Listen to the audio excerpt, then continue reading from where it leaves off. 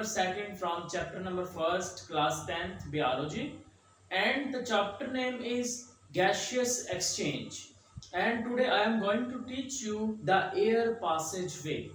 Dear friends, इस topic में basically जो चीजें डिस्कस करनी है उनमें पहली चीज ये होगी कि जो हवा का रास्ता है उसके कौन कौन से पार्ट्स होंगे, और जो हवा वाला हमारा रास्ता है ये असल में खुराक वाले रास्ते के साथ कनेक्टेड होता है।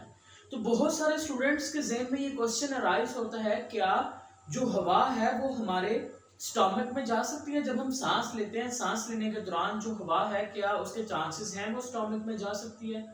अगर नहीं जा सकती तो फिर हमारे स्टमक से समटाइम गैसेस बाहर निकलती हैं, वो कैसे आती हैं? That is the question. उसके बाद माय डियर फ्रेंड्स, दूसरा क्वेश्चन बच्चों के ज़हन में ये रहता है कि क्या जब हम खाना खा रहे होते हैं उस वक्त जो खुराक है वो हमारे सांस वाली नाली में चली जाती है, और अगर जाती है उसके बाद रिएक्शन क्या होता है? Is it clear? यानी कि जितने भी जनरल इस तरह के कॉन्सेप्ट्स हैं जो हमारे नाक से रिलेटेड होंगे या फिर हमारे रिलेटेड होंगे आपके यानी कि जो डाइजेस्टिव सिस्टम है या फिर आपका जो रेस्पिरेटरी सिस्टम है उससे रिलेटेड होंगे, वो तमाम जितने भी प्रॉब्लम्स हैं हम यहाँ पे देखेंगे। और एट द एंड हम बेटा ये भी देखेंगे कि जो पल्मोनरी आर्टरी है वो होती क्या है, पल्मोनरी वेन क्या है, पल्मोनरी आर्टरी में आया ऑक्सीजनेटेड ब्लड है या डीऑक्सीजनेटेड ब्लड है। ठीक है, फिर एट द एंड बेटा हम आपको बताएंगे कि इस टॉपिक से बेसिकली कितने एमसीक्यूज बन सकते हैं, कितने शॉर्ट क्वेश्चंस बनेंगे, कहाँ से बनेंगे, कैसे बन सकते हैं, ईच एंड एवरीथिंग आपको क्लियर आउट करवाएंगे। Is it clear? तो चलिए स्टार्ट करते हैं। माय डियर फ्रेंड्स, टॉपिक के टाइटल को समझिए बस, द एयर पैसेजवे, यानी कि हवा का रास्ता। अब हवा का रास्ता होता क्या है, अब जरा सांस लें तो पता चलेगा आपको। बेटा जब हम सांस लेते हैं तो सांस लेने के दौरान हमें जो सीधा सीधा हवा का रास्ता दिखाई देता है या हमें जिसके बारे में पता है वो ये है कि जो हवा है वो हमारे नोज से होती हुई हमारे यहाँ से, ये जो आपको इसको ट्रैकिया कहते हैं, ठीक है, इसको क्या कहेंगे? ट्रैकिया। यहाँ से होते हुए हमारे लंग्स में जाती है और लंग्स के बाद फिर वापस बाहर आ जाती है माउथ के रास्ते से या नोज के रास्ते से। अब बताने का मकसद ये है कि हवा का रास्ता उन तमाम हिस्सों पर मुश्तमिल होता है जिससे हवा आपकी बॉडी के अंदर जाएगी और फिर बॉडी से बाहर की जानिब भी आती है। उसको हम क्या नाम दे देंगे? This one is known as the air passageway का नाम दे देंगे। यानी कि हवा का रास्ता उन तमाम हिस्सों पर मुश्तमिल होगा जिसमें हवा बॉडी के अंदर भी जा रही है और बाहर भी आ रही है, उसको क्या नाम दे देंगे? उसको एयर पैसेजवे का नाम दे देंगे। अब कौन कौन से वो पार्ट्स है जहां से हवा बॉडी के अंदर जा रही है और बाहर आ रही है उसको जरा देख लेते हैं। पहले तो हम उसको जरा ऐसे ही देखेंगे उसके नेम क्या क्या है, बाद में हम उसकी डिटेल में जाएंगे। तो बेटा पहला जो आपके पास पार्ट होगा that is a nasal cavity. Second जो आपके पास आएगा नेजल कैविटी के बाद वो आएगा बेटा आपके पास फेरेंक्स। अभी सिर्फ इसके नेम याद करते जाएं। देन आपके पास बेटा आ जाएगा लैरिंक्स। देन बेटा आपके पास आएगा ट्रैकिया। देन बेटा आपके पास ब्रोंकाई, ब्रोंकाई कहेंगे इसको। फिर आपके पास आ जाएंगे bronchioles.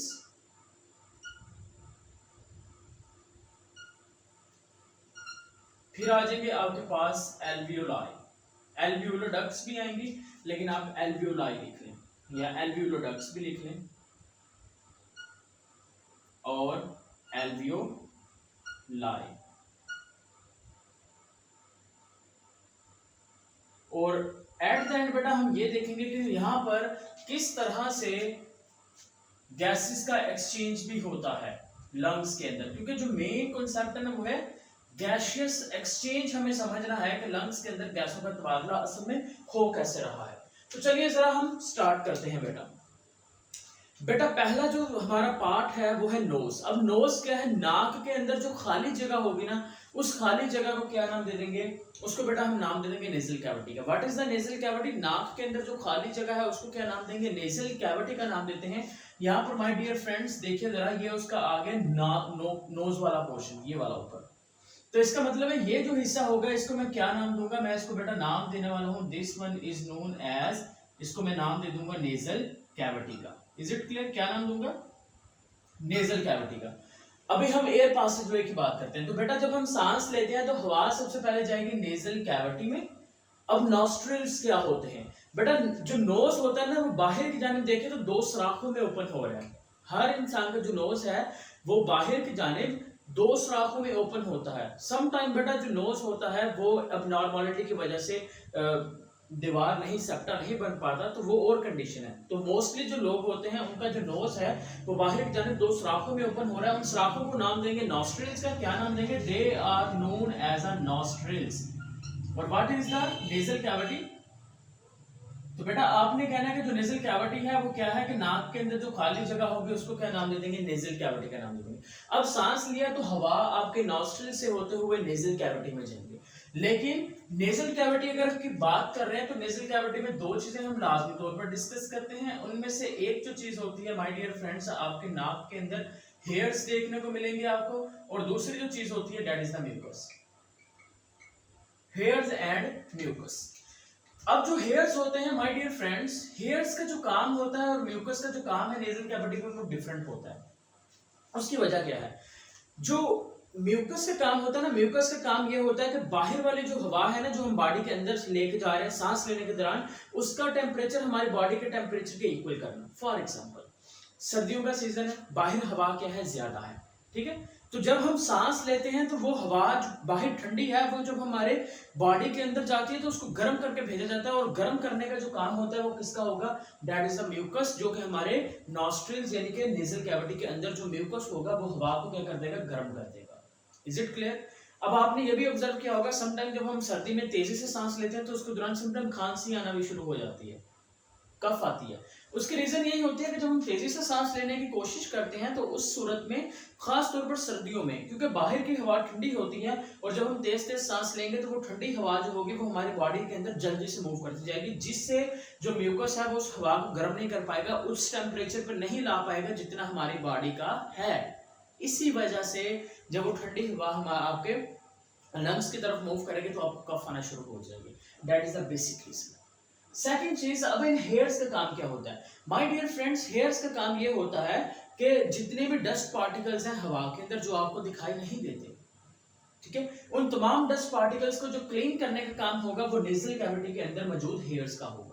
So that is the working of the nasal cavity as well as the hairs and the mucus. This is a short question number first from the air passageway. Second part क्या होता है? That is the pharynx. अब my dear friends यहाँ पर गौर से देखें, ये आपके पास आ गई नेजल कैविटी। नीचे की जानिब देखें तो ये माउथ वाला हिस्सा है, इसको हम नाम देंगे, इसको बेटा हम नाम देते हैं ओरल कैविटी का। ओरल कैविटी, ओरल कैविटी किसको कहते हैं? इसको बेटा हम नाम देंगे फूड पाइप का। ये आपके पास क्या है? ये हवा वाली है, यानी कि जहां से एयर ने एंटर होती है मोस्टली तौर पर, और ओरल कैविटी को से क्या है? फूड ने गुजरना होता है, ठीक है। अब गौर से देखिए, जो नेजल कैविटी है, जो हवा वाला रास्ता है और जो खुराक वाला रास्ता है, वो दोनों इधर से देखें एक खास पॉइंट पर आकर मिल रही है। ये देखें दोनों नालियां एक खास पॉइंट पर आकर मिल रही हैं। अब वो जगह जहां पर ये दोनों चीजें आपस में, दोनों नालियां आपस में आके मिलेंगी, इसको हम माय डियर फ्रेंड्स नाम दे देंगे this one is a pharynx.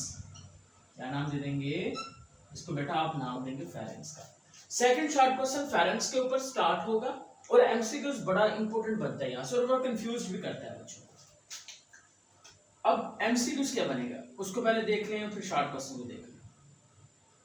My dear friends, अगर आपको फेरिंग्स के ऊपर शॉर्ट क्वेश्चन आता है तो आपको यहां से जो पहला पॉइंट लिखना है वो ये है कि आप कहेंगे कि जो फेरिंग्स होता है, pharynx is a muscular passage. ये एमसीक्यूज भी है, it is a muscular Passage.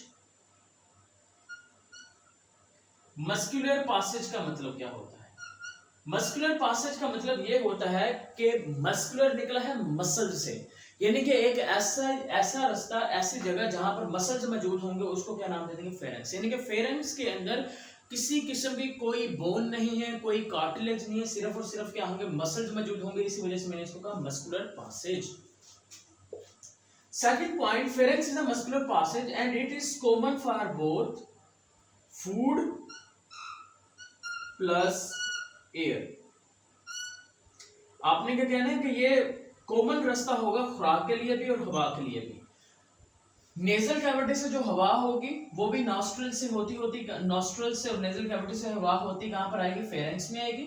और खुराक ने भी कहां से आना है, ओरल कैविटी के रास्ते से होती होती कहां पर आना है, फेरेंक्स के अंदर है। तो इसलिए मैंने कहा it is common for both food and air as well. तीसरा पॉइंट बेटा आपने ये लिखना है कि जो फेरेंक्स होता है, फेरेंक्स कहां तक एक्सटेंड करता है, फेरेंक्स बेटा एक्सटेंड किए हुए होता है ट्रैकिया तक और ओसोफेगस तक, ट्रैकिया एंड ओसोफेगस तक। अब ओसोफेगस क्या है ये भी बताते हैं, और यहां से बेटा हमने थोड़ा सा डाइजेस्टिव सिस्टम के बारे में भी देखना है क्योंकि वो उससे रिलेट करता है, दैट्स व्हाई। यानी कि आप कहेंगे कि जो फेरेंक्स है एक्सटेंडेड कहां पर होगा, इट इज एक्सटेंडेड टू, कहां तक फैला हुआ है, एक्सटेंडेड टू हमारे पास ट्रैकिया एंड ओसोफेगस। ठीक होगी बात। अब इससे नेक्स्ट पॉइंट क्या लिखना है, इससे नेक्स्ट पॉइंट एमसीक्यूज के लिए इंपॉर्टेंट है। वो पॉइंट ये है कि बेटा आपने कहना है कि जो फेरेंक्स होता है, फेरेंक्स के फ्लोर पे, फर्श पे, फॉर एग्जांपल सपोज दैट ऊपर वाली जो जगह है यहां से लेके यहां तक ये है फेरेंक्स, नीचे वाली जो जगह है वो फेरेंक्स के बाद कौन सा आएगा, लेरेंक्स आएगा। अब ये वाला जो पोर्शन है ये फेरेंक्स है, ये वाला जो नीचे वाला पोर्शन है ये है लेरेंक्स। अगर आपसे बेटा पूछा जाता है कि जो ग्लॉटस होता है वो कहां पर मौजूद होगा, तो बेटा आपने कहना है कि जो ग्लॉटस है वो फेरेंक्स के फर्श पर है, ये फेरेंक्स का फर्श है। तो आपने कहना है कि फेरेंक्स के फर्श पे यहां पर ग्लॉटस होगा, यानी कि glottis is present at the floor of the pharynx, लेकिन वो ओपन कहां पर होगा, वो जाके ओपन होगा लेरेंक्स के अंदर। दो डिफरेंट चीजें बता रहा हूं। पहली चीज मैं कह रहा हूं कि जो आपके पास ग्लॉटस है, ग्लॉटस होता क्या है, ग्लॉटस बेटा सुराख होते हैं, सुराख को क्या कहते हैं, ग्लॉटस। अब जो ग्लॉटस है वो कहां पर है, आपने कहना है कि जो फेरेंक्स होता है, फेरेंक्स के फर्श पर एक सुराख होगा, उस सुराख को क्या नाम देंगे, उसको आप नाम देंगे ग्लॉटिस का। और वो सुराख ओपन कहां पर होगा, वो ओपन होगा लेरेंक्स के अंदर। Is it clear. तो हवा जो होगी वो देखें, जो हवा है वो आपके पास फेरेंक्स से होते हुए ग्लॉटस के जरिए से कहां पर चली जाएगी, लेरेंक्स के अंदर एंटर कर जाएगी। इज इट क्लियर, यहां तक बात समझ आई आपको। तो आपने यही कहना है कि यहां पर बेटा उसका जो फ्लोर होगा, फेरेंक्स का जो फ्लोर होगा, ठीक है, उस फ्लोर पर आपको एक सुराख दिखाई देगा, उसको क्या नाम देंगे, उसको आप नाम दे देंगे ग्लॉटिस का। क्या नाम देंगे, ग्लॉटिस का नाम दे देंगे। यानी कि डायग्राम को गौर से देखें तो बेटा यहाँ पर कुछ जो सुराख होगा ना, ये वाला, इसको मैं क्या नाम दे दूंगा, this one is known as, इसको मैं यहाँ पर मेंशन कर देता हूं कि ये बकायदा क्या है, हमारे पास ग्लॉटिस होता है। Is it clear. अब डियर फ्रेंड्स, जो ग्लॉटिस होता है ना, ग्लॉटिस के ऊपर क्या होता है कि खास किस्म का फ्लैप होता है, टिश्यू का एक पर्दा होता है इस तरह से, कुछ इस शेप के अंदर क्या है। अब ये जो टिश्यू का पर्दा होता है ना, इस टिश्यू के पर्दे को नाम दे देंगे this one is the epiglottis. इसका नाम क्या होता है, एपिग्लॉटिस। अभी बताता हूं कि इसका काम क्या होता है और ये जरूरी क्यों होता है हमारे लिए। माय डियर फ्रेंड्स, अगर हम खाना खा रहे होते हैं तो हम कहते हैं खाना खाते वक्त सांस नहीं लेना चाहिए, क्योंकि डियर फ्रेंड्स जब फूड आपकी बॉडी के अंदर एंटर कर रही होती है, फूड आपके ओरल कैविटी के रास्ते से फेरेंक्स में आएगी, फेरेंक्स के बाद ये ट्रैकिया की तरफ नहीं जा सकती, क्योंकि जब देखें हम किसी चीज को अपने अंदर लेके जा रहे हैं, यानी कि जब खाने के दौरान जरा मूवमेंट बनाइए निवाले को अंदर लेके जाने की, ऐसे करते हैं हम, यानी कि निवाला जब अंदर लेके जा रहे हैं तो ये जो आपका ट्रैकिया है ये ऊपर की जानिब मूव करेगा, ट्रैकिया का मूव करेगा ऊपर की जानिब। अगेन करके चेक करें जरा, ट्रैकिया ऊपर की जानिब मूव कर रहा है, यानी कि ये वाली जो नाली है जिसको विंड पाइप का नाम देते हैं, ये ऊपर की जानिब मूव करेगी। तो माय डियर फ्रेंड्स, जब ट्रैकिया इस तरह से ऊपर की जानिब मूव करेगा तो ट्रैकिया के ऊपर की जानिब मूव करने की वजह से ये जो टिश्यू का पर्दा होगा ना, ये पहले इस तरह से स्ट्रेट होगा, उसके बाद माय डियर फ्रेंड्स ये इस पोजीशन में आ जाएगा। यानी कि आप ये इमेजिन कर लें कि this one is an opening, ये ओपनिंग है जो कि फेरेंक्स के फर्श पर है और ये ओपन हो रही है लेरेंक्स में, और लेरेंक्स के बाद आगे वाला पोर्शन कौन सा है, वो है ट्रैकिया का। जब निवाला अंदर लेके जाना है तो ट्रैकिया ऊपर आया, तो लेरेंक्स भी ऊपर आया, लेरेंक्स भी ऊपर आया तो उस सूरत में क्या होगा, ये जो फ्लैप होगा ये फ्लैप इस तरह से हो जाएगा, फ्लैप टेढ़ा हो जाएगा, जिससे फ्लैप ने इस सुराख को ढक दिया है। जब उसने सुराख को ढक दिया है तो फूड ऊपर से आएगी, बोलस आएगा, वो आके यहाँ से टकराने के बाद इस नाली में एंटर होने के बजाय साथ वाली जो नाली है जिसका नाम है ओसोफेगस, उसके अंदर चला जाएगा। Is it clear? तो हवा हमारी जो होगी वो नेजल कैविटी से जाएगी फेरेंक्स में, फेरेंक्स के बाद वो कहां पर चली जाएगी, वो माय डियर फ्रेंड्स इस ग्लॉटिस के रास्ते से होती हुई लेरेंक्स में चली जाएगी। लेकिन उसके बरक्स अगर हमने बात करनी है फूड की, तो आपने कहना है कि फूड आपके ओरल कैविटी में आएगी, ओरल कैविटी से वो भी फेरेंक्स में जाएगी, लेकिन चूंकि जो एपिग्लॉटिस है उसने ग्लॉटिस के सुराख को क्लोज कर दिया है, जिसकी वजह से जो फूड होगी वो गिरने के बाद इस तरफ आ जाएगी ओसोफेगस में। Is it clear? अब माय डियर फ्रेंड्स, जो ट्रैकिया है ये कोलैप्स नहीं होता, लेकिन जो ओसोफेगस है ये कोलैप्स हो जाता है। उसकी भी एक रीजन है, और अगर आपके बेटा जहन में ये क्वेश्चन आ रहा है कि ठीक है मान लेते हैं कि जो खुराक है वो हवा की नाली में नहीं जाती, बेटा अगर कभी चली भी जाती है तो आपको उसी वक्त खांसी आना शुरू हो जाती है, और जिससे वो फूड जो होती है वो बाहर निकल आती है आपके रेस्पिरेटरी सांस वाले रास्ते से, ठीक है, बाहर निकल आएगी कफ की सूरत में।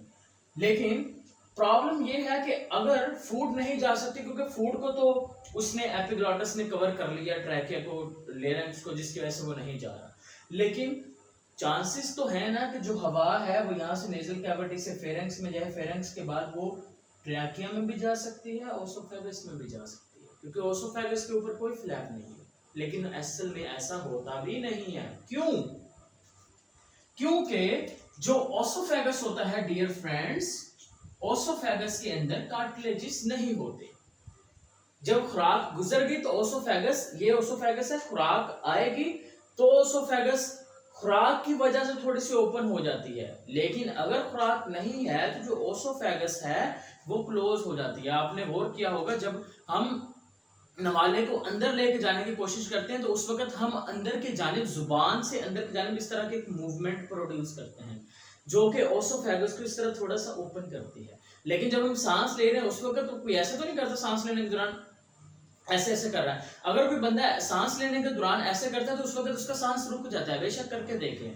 तो इसका प्रॉब्लम यह है कि जब आप लोग खाना नहीं खा रहे होते उस वक्त जो ओसोफेगस है ये नाली बंद हो जाती है, क्योंकि इसके अंदर मसल्स होते हैं, इसके अंदर कोई कार्टिलेज नहीं है, कोई नर्व हड्डी नहीं है, जिसकी वजह से ये ओपन रहता है। तो दैट्स व्हाई जो हवा है वो ओसोफेगस में नहीं जा सकती। तो हवा खैर जो है वो कहां से आएगी, वो फेरेंक्स से, ग्लॉटिस के रास्ते से होती हुई कहां से आ जाएगी, लैरिंक्स में आ जाएगी। अब लैरिंक्स क्या होता है? तो डियर फ्रेंड्स, आपने बताना है कि जो लैरिंक्स होता है, जो पहला पोर्शन होगा क्या है, आपने कहना है कि लैरिंक्स जो है इसका एक सेकंड नेम होता है, हम इसको नाम से पुकारते हैं, हम इसको बेटा कहते हैं वॉइस बॉक्स। क्या नाम देंगे? हम इसको नाम देते हैं वॉइस बॉक्स का नाम देते हैं। वॉइस बॉक्स क्यों कहते हैं? क्योंकि ये आवाज प्रोड्यूस करता है। इस वक्त मैं आपसे बात कर रहा हूँ और उसके बाद जब आप अपने फेलो से बात करते हैं, टीचर से या अपने पेरेंट्स से या किसी से भी बात करते हैं, फ्रेंड्स वगैरह से, तो आवाज प्रोड्यूस करते हैं हम बाकायदे तौर पर। तो आवाज कैसे प्रोड्यूस करते हैं? बिकॉज हमारी बॉडी में वॉइस बॉक्स है, और वॉइस बॉक्स का जो काम है वो कौन सा अंजाम दे रहा है? वो लेरेंक्स अंजाम दे रहा है। लेरेंक्स अंजाम क्यों दे रहा है? क्योंकि लेरेंक्स के अंदर फाइब्रस बैंड्स होते हैं। क्या होते हैं? फाइब्रस बैंड्स होते हैं, रेशादार पट्टियां होती हैं, और ये जो फाइब्रस बैंड्स होते हैं ये प्रोड्यूस करते हैं वाइब्रेशंस। यानी कि जब हम बोलने की कोशिश करते हैं उस वक्त बेटा आपका जो लेरेंक्स है, जो कि ट्रैकिया का सबसे ऊपर वाला पोर्शन है, ट्रैकिया का जो सबसे पहला हिस्सा होगा, उस पहले हिस्से को क्या नाम दे देंगे? आप कहेंगे कि this one is known as larynx. और फिर आपने ये कहना है कि जो लेरिंक्स होगा, जब हम बोलने की कोशिश करते हैं तो लेरिंक्स के अंदर जो वोकल कॉर्ड्स होंगे, यानी कि जो फाइब्रस बैंड्स होंगे, फाइब्रस बैंड्स वाइब्रेट करेंगे, उनकी वाइब्रेशन से और हमारे माउथ की एक स्पेसिफिक जो मूवमेंट है उससे आवाज प्रोड्यूस हो जाएगी। ठीक है, और इसके अंदर क्या होंगे? वोकल कॉर्ड्स मौजूद होते हैं जो कि आवाज प्रोड्यूस कर देते हैं। दैट्स व्हाई इसको हम क्या कहेंगे? वॉइस बॉक्स का नाम देंगे। लेकिन मैंने यहाँ पर आपको कहा था कि जो फेरेंक्स है वो एक मस्कुलर पासेज है, लेकिन लेरेंक्स के बारे में बेटा मैं ये कहूंगा कि it is not a muscular passage, it is made up of a cartilage. Cartilage से मिलकर बना होता है। तो आपको बेटा समटाइम एमसीक्यू से पूछा जा सकता है कि लेरेंक्स में कौन सा कार्टिलेज है, तो आपने ये बताना है कि लेरेंक्स के अंदर हाइलियन कार्टिलेज होगा। डिटेल में पढ़ना है तो वो चैप्टर नंबर जो आपका नेक्स्ट बेटा बोन वाला स्पोर्ट एंड मूवमेंट है, वहां पर आप इसको डिटेल में पढ़ेंगे, ठीक है, कार्टिलेज को और हाइलन कार्टिलेज को। लेकिन अभी के लिए इतना जान लें कि ये एक नरम हड्डी होती है जिसको कार्टिलेज कहते हैं, और कार्टिलेज की एक स्पेशल टाइप है जिसका नाम है हाइलन कार्टिलेज, जो कि लेरेंक्स के अंदर पाया जाएगा। That's it. तो फाइनली जो हवा है बेटा वो यहाँ तक आ गई। उसके बाद जो हवा है वो किस में आ जाएगी, वो आ जाएगी आपके ट्रैकिया में, और ट्रैकिया को हम एक स्पेसिफिक नाम देते हैं, that is known as a windpipe. इसको नाम देते हैं विंड पाइप का। यहाँ पर मैं एक छोटा सा बना देता हूँ आपके लिए कि फूड का पासेज कौन सा होता है। तो my dear friends, food passage आपका पहले तो आ जाएगी माउथ, यानी कि आपका माउथ के बाद वाला जो हिस्सा होगा उसको क्या कहेंगे, ओरल कैविटी। उसके बाद जो खुराक होगी वो ओरल कैविटी से कहाँ पर आएगी, आपने कहना है कि ओरल कैविटी से आ जाएगी फेरेंक्स में। फिर आपने बताना है कि फेरेंक्स से कहाँ पर आएगी, आपने कहना है कि ओसोफेगस में, और ओसोफेगस से खुराक जो होगी वो स्टमक में चली जाएगी, और देन वो फॉरवर्ड मूव करती जाएगी। लेकिन जो हवा होगी वो ऐसे नहीं करेगी, वो आपकी नेजल कैविटी से फेरेंक्स में, फेरेंक्स से लेरेंक्स में, लेरेंक्स में ग्लॉटस के रास्ते से ट्रैकिया में आ जाएगी। और माय डियर फ्रेंड्स, ये जो आपकी हड्डी है ना ये वाली, जिसको नाम देते हैं ट्रैकिया का, जैसे ही ये ट्रैकिया आपके चेस्ट कैविटी में एंटर होगा, ये ट्रैकिया यहाँ से दो नालियों में डिवाइड हो जाएगा ऐसे। अब ये जो दो नालियां हैं इसको हम नाम देंगे ब्रोंकाई का। क्या नाम दे देंगे, ब्रोंकाई। यानी कि यहाँ तक ट्रैकिया ही है, और ट्रैकिया में ये ट्रैकिया स्टिफ क्यों है, क्योंकि इसके अंदर सी शेप कार्टिलेज है।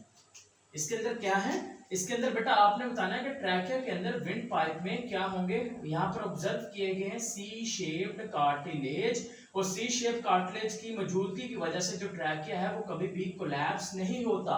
अलबत्ता ओसोफेगस कोलैप्स हो जाता है क्योंकि उसमें कार्टिलेज नहीं होते, ठीक है, यही वो प्रॉब्लम है जिसकी वजह से हवा सिर्फ इधर ही आएगी।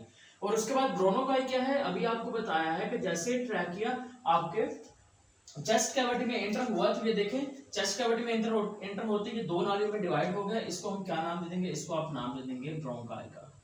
क्या नाम दे दिया, ब्रोंकाई का नाम दे दिया। अब ब्रोनोकाई जो होगी वो लेफ्ट और राइट जो लंग्स हैं उसमें एंटर होगी। ये आपका आ गया लेफ्ट और ये आ गया आपका राइट, तो दोनों इन लंग्स में एंटर होगी। अब जैसे ही ब्रोनोकाई लंग्स में एंटर होंगी, तो लंग्स में एंटर होने के बाद ये छोटी छोटी नालियों में डिवाइड हो जाएगी, जिसको हम क्या नाम दे देंगे, जिसको आप बेटा नाम दे देंगे ब्रोंक्यूल्स का।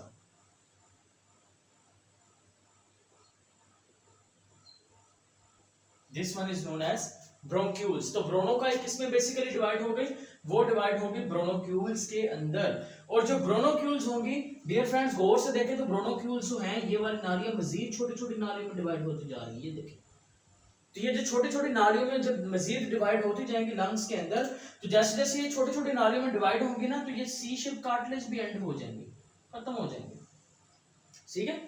तो ये जो छोटी छोटी नालियां होंगी जो ब्रोनोक्यूल से निकली हैं, उसको हम नाम दे देंगे एल्वियोलर डक्ट्स का। क्या नाम दे देंगे, एल्वियोलर डक्ट्स। और एल्वियोलर डक्ट्स का जो इख्तिताम होगा वो इस तरह से कुछ थैली नुमा स्ट्रक्चर्स होंगी, उनको आप नाम दे देंगे एल्वियोलाई का, या फिर हम उनको हवा की थैली भी कहते हैं, उन पर हो जाएगा एल्वियोलाई के ऊपर। Is it clear.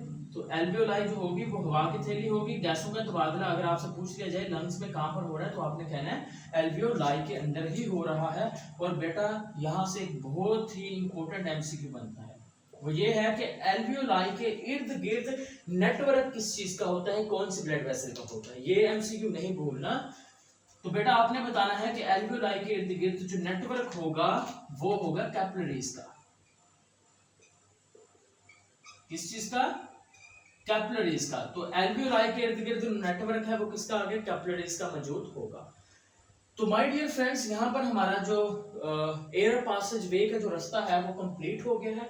अब हमारा मेन चीज रह गई है वो है सर्कुलेशन, यानी कि हाउ द गैसेस एक्सचेंज, और किस तरह से सर्कुलेशन होती है लंग्स से हार्ट की जानिब और हार्ट से वापस लंग्स की जानिब। इस तरफ आ जाएगा,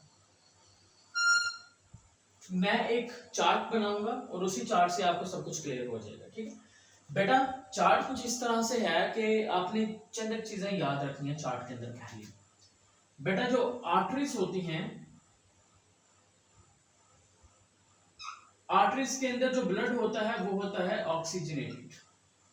आर्टरी के अंदर मैं लिख देता हूं ब्लड कौन सा है, ऑक्सीजनेटेड ब्लड। अब ऑक्सीजनेटेड ब्लड कौन सा होता है? ऑक्सीजनेटेड ब्लड का मतलब ऐसा ब्लड जिसके अंदर ऑक्सीजन मौजूद होती है, और वेन के अंदर होगा डीऑक्सीजनेटेड ब्लड, यानी कि एक ऐसा ब्लड जिसके अंदर ऑक्सीजन मौजूद नहीं होती। Is it clear? लेकिन हमारी बॉडी की तमाम आर्टरीज में ऑक्सीजनेटेड ब्लड ही है, लेकिन सिवाय एक आर्टरी के जो कि बिल्कुल डिफरेंट है, और उस आर्टरी का बेटा नेम है पल्मोनरी आर्टरी। क्या नेम है? That's name is pulmonary artery. जो पल्मोनरी आर्टरी होगी, पल्मोनरी आर्टरी के अंदर जो ब्लड होगा बेटा वो ऑक्सीजनेटेड नहीं होगा बल्कि डीऑक्सीजनेटेड होगा। डीऑक्सीजनेटेड यानी कि उसके अंदर ऑक्सीजन मौजूद नहीं होगी। आर्टरी में तो ऑक्सीजनेटेड है, लेकिन पल्मोनरी आर्टरी में डीऑक्सीजनेटेड है। इसी तरह से जो वेन होगी उसमें तो डीऑक्सीजनेटेड होगा, लेकिन जो पल्मोनरी वेन होगी उसके अंदर होगा उसके बिल्कुल ऑपोजिट, और बिल्कुल ऑपोजिट कौन सा होगा? That's name is oxygenated. तो ये चार टर्म्स होप्स आपको पहले क्लियर हो गई हैं कि कैसे कैसे मैं बात कर रहा हूँ। अब हम बात करते हैं कि किस तरह से ब्लड फ्लो करता है और गैसेस का तबादला होता है। बेटा होता कुछ इस तरह से है, ये आपके आगे बॉडी के पार्ट्स, ठीक है, यहाँ पर आपका मौजूद है हार्ट, आपका हार्ट मौजूद है, और इधर वाली साइड पर मैं कहता हूं कि लंग्स मौजूद है, ठीक है। अब हार्ट ने पंप किया, हार्ट के पंप करने से जो ऑक्सीजन वाला ब्लड होगा, जिसको ऑक्सीजनेटेड ब्लड का नाम दिया है, वो आर्टरी के रास्ते से होता होता हार्ट के पंप करने से जो ऑक्सीजनेटेड ब्लड है वो किधर गया? बॉडी की जानिब गया। कौन सा ब्लड गया? आपने बाकायदा तौर पे याद रखना है कि ऑक्सीजनेटेड ब्लड। फिर आपने ये भी याद रखना है कि कहां से गया है। आपने कहना है कि आर्टरी के रास्ते से ऑक्सीजनेटेड ब्लड हार्ट के पंप करने से ऑक्सीजनेटेड ब्लड लेकर बॉडी की तरफ चलेगा। बॉडी में हुआ गैसों का तबादला, जिसके नतीजे में बॉडी से जो डीऑक्सीजनेटेड ब्लड होगा वो माय डियर फ्रेंड्स वेन के जरिए से वापस आ जाएगा। तो वेन के जरिए से जो डीऑक्सीजनेटेड ब्लड होगा वो कहां पर आ गया? हार्ट में आ गया। तो अब हार्ट में कौन सा ब्लड है? डीऑक्सीजनेटेड ब्लड है। अब माय डियर फ्रेंड्स ये जो डीऑक्सीजनेटेड ब्लड होगा ये हार्ट से मूव करेगा लंग्स की जानिब, लेकिन इस वक्त ये मूव करके जाएगा with the help of the pulmonary artery. Pulmonary artery के जरिए से ब्लड कौन सा जा रहा है? जो बॉडी से हार्ट की जानिब आ रहा है, यानी कि जो डीऑक्सीजनेटेड ब्लड है वो जा रहा है, डीऑक्सीजनेटेड। तो देखें इधर वाली आर्टरी में ऑक्सीजनेटेड है, लेकिन इधर वाली आर्टरी में डीऑक्सीजनेटेड है। तो लंग्स में जैसे ही ये पल्मोनरी आर्टरी इंटर होगी, तो पल्मोनरी आर्टरी के इंटर होते ही तीन तरह के ब्लड वेसल्स होती हैं, आर्टरी, वेन्स एंड कैपिलरीज। तो माय डियर फ्रेंड्स ये जैसे ही आपके पास आर्टरी जो है वो लंग्स में इंटर होगी, जिसका नाम है पल्मोनरी आर्टरी। तो लंग्स में इंटर होते ही माय डियर फ्रेंड्स ये इस तरह से छोटी छोटी नालियों में डिवाइड होना शुरू हो जाएगी। अब ये जो छोटी छोटी नालियां होंगी इसको हम नाम दे देंगे, this one is known as, इस तरह से डायग्राम बहुत सिंपल है, ज्यादा कॉम्प्लेक्स नहीं है। ये देखें यहां पर माय डियर फ्रेंड्स आपके पास क्या है? आर्टरी। कौन सी? Pulmonary artery. जैसे ही वो लंग्स में डिवाइड एंटर हुई वो बेटा डिवाइड होगी आर्टरियूल्स के अंदर। किसके अंदर डिवाइड होगी? आर्टरियूल्स में। और आर्टरियूल्स मजीद डिवाइड होकर आर्टरियूल्स ने क्या बना दिया? कैपिलरीज बना दी। कैपिलरीज का गुच्छा बन गया किसके इर्द गिर्द? एल्वियोलाई के इर्द गिर्द, जो मैंने स्टार्ट में बताया था। तो एल्वियोलाई के इर्द गिर्द नेटवर्क किसका बना? कैपिलरीज का। फिर कैपिलरीज के मिलने से यहां पर आपके पास बन जाएगी, यहां पर वेन्यूल्स बनेगी। क्या बन जाएगी? वेन्यूल्स। और वेन्यूल्स के बाद फाइनली जो ब्लड वेसल्स इकट्ठी होंगे तो क्या बन जाएंगी? वेन्स बन जाएंगी। लेकिन वेन कौन सी बनेगी? Pulmonary vein. कौन सी बन रही है? Pulmonary vein. तो देखें डीऑक्सीजनेटेड ब्लड हार्ट से लंग्स की जानिब गया, वहां पर गैसों का तबादला हो गया। और गैसों का तबादला कहां पर हुआ? एल्वियोलाई में, कैपिलरीज की वजह से। क्योंकि कैपिलरीज जो होती है वो बहुत ही पोरस वाल होती है, बहुत ही थिन होती है। तो इस वजह से जो गैसों का तबादला होगा वो इस तरह से जो हवा लंग्स में आ रही है तो और कैपिलरीज के जरिए से गैसों का तबादला हो जाएगा। और उसके बाद माय डियर फ्रेंड्स जो कैपिलरीज हैं उसके मिलने से वैन्यूल्स बनी, फिर अगेन क्या बन गई, वेन्स बन गई, और वेन्स के रास्ते से अब ब्लड कौन सा है, ऑक्सीजनेटेड कि डीऑक्सीजनेटेड। अब ब्लड डीऑक्सीजनेटेड से चेंज हो गया क्योंकि ऑक्सीजन ऐड हो गया, तो वो चेंज हो जाएगा ऑक्सीजनेटेड ब्लड के अंदर। अब वेन्स कौन सी होगी, लंग्स से रिलेटेड वेन है तो लंग्स से रिलेटेड वेन को हम कहेंगे pulmonary vein. My dear friends जो लफज पल्मोनरी होता है ये रिलेट करता है लंग्स से रिलेटेड। लफज जो कार्डियक होता है ये आपके हार्ट से रिलेटेड। लफज जो हिपैटिक होगा वो लिवर से रिलेटेड होगा। तो बताने का मकसद ये है कि जो पल्मोनरी वेन है इसका मतलब है जो वेन तो हम कहते हैं जो ब्लड को लेके हार्ट की जानिब जा रही है, तो वेन तो है क्योंकि वो ब्लड को लेकर लंग से हार्ट की जानिब जा रही है, लेकिन कौन सी वेन है, पल्मोनरी वेन है। क्यों पल्मोनरी वेन है, क्योंकि ब्लड कहां से लेके आ रही है, लंग से लेके आ रही है। इस वजह से माय डियर फ्रेंड्स आपने बताना है कि तमाम वेन में डीऑक्सीजनेटेड ब्लड है लेकिन पल्मोनरी वेन में ऑक्सीजनेटेड ब्लड है। क्यों है ऑक्सीजनेटेड है वो आपके सामने है। तो ये कुछ ब्लड की सर्कुलेशन आ गई और गैसेस एक्सचेंज आ गया एल्वेलाई और एयर पासेज वे के अंदर। सो होप सो बेटा आपको फुल डिटेल वाला टॉपिक पसंद आया है, अच्छा लगा है, आपका डायनामिक और क्रिस्टल कंसेप्ट क्लियर हो गया है। तो अगर कंसेप्ट क्लियर है तो वीडियो लाइक करें, फ्रेंड्स के साथ लाजमी तौर पर शेयर कीजिएगा। Thank you and Allah Hafiz and stay connected.